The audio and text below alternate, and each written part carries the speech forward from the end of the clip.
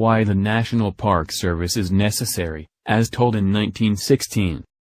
Robert Sterling Yard, a treader of dusty city streets, was handpicked to convince the nation. When President Woodrow Wilson signed the bill establishing the National Park Service 100 years ago, on August 25, 1916, the law had been preceded by an intensive journalistic campaign to convince people that such an agency was needed. The leading writer behind this campaign to bring together the disparate management of the existing parks, Robert Sterling Yard, was a longtime New Yorker and prominent journalist then in his mid-50s. Prior to being chosen as a pro-wilderness promoter, he had little to do with the wild outdoors, at least professionally. But the city slicker had been handpicked by his longtime friend Stephen Mather, an industrial tycoon and nature lover who had been appointed as a special assistant to the U.S. Secretary of the Interior, as the man for the job. And Yard felt strongly about the need for protected land. "I, the treader of dusty city streets," he once said, "boldly claim common kinship with you of the plains, the mountains, and the glaciers." Mather and Yard reasoned that public support for a centralized management of the national parks would be a key step in making sure that the government took action. The duo's ensuing campaign generated unprecedented press coverage and put pressure on Congress to create an independent parks agency, as told by Paul S. Sutter's book Driven Wild, How the Fight Against Automobiles Launched the Modern Wilderness Movement. The cornerstone of the Mather-Yard public relations endeavor was the National Parks Portfolio, a collection of 9 heavily illustrated pamphlets that conveyed the grandeur and diversity of America's natural scenery, and also suggested that visiting these national parks, aside from being enjoyable, was an act of good citizenship. The portfolio's 1916 first edition ran 275,000 copies, many of them distributed to prominent Americans, including every member of Congress. Millions of additional copies were circulated in the lower-cost version. So how exactly did Yard make the argument for the National Park Service? By explaining that the parks were worth the effort. "Stay with the wilderness and it will repay you 1,000-fold," Yard promises in the portfolio.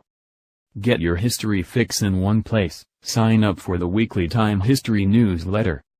He touts Yellowstone National Park as the fitting playground and pleasure resort of a great people. It is also the ideal summer school of nature study.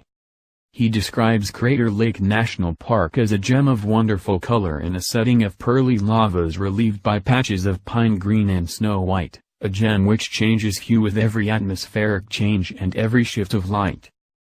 About Rocky Mountain National Park, he declares that, "There is probably no other scenic neighborhood of the first order which combines mountain outlines so bold with a quality of beauty so intimate and refined. Just to live in the valleys in the eloquent and ever-changing presence of these carved and tinted peaks is itself satisfaction.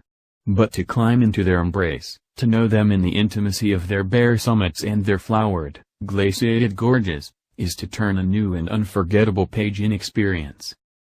About the Grand Canyon, which Native Americans saw as the road to heaven, Yard says, "Even the most superficial description of this enormous spectacle may not be put in words. The wanderer upon the rim overlooks 1,000 square miles of pyramids and minarets carved from the painted depths. Many miles away and more than a mile below the level of his feet he sees a tiny silver thread which he knows is the giant Colorado. He is numbed by the spectacle. At first he cannot comprehend it. There is no measure, nothing which the eye can grasp, the mind fathom." Yard did more than just gush about nature, though. His June 1916 article, "Making a Business of Scenery," appearing in the Nation's business magazine, touts all the potential tourism money of our national parks, which, properly managed, could be quickly turned into an economic asset of incalculable value to this nation. Citing Switzerland, which lives on her scenery and makes it a business, as an example, he points out how this European nation perceived that snow-covered peaks were as good as gold mines, that glaciers and precipices paid like factories, and lake shores were as profitable as ocean fronts. In Yard's view, there are few Americans today who know, or hearing it, actually realize that American scenery in quality, variety and quantity outclasses Switzerland's decisively. He contends that, our national parks have had little patronage because few have ever heard of them, and asks, what has the United States been doing, with its national parks? He then proclaims that he and other Americans in the know, want our national parks developed. We want roads and trails like Switzerland's. We want hotels of all prices from lowest to highest. We want comfortable public camps in sufficient abundance to meet all demands. We want sufficient and convenient transportation at reasonable rates. We want special facilities for nature study. Yard concludes that such developments are a business proposition and must be built up soundly. We have the biggest and finest stock of scenery in the world and there's an enormous market for it.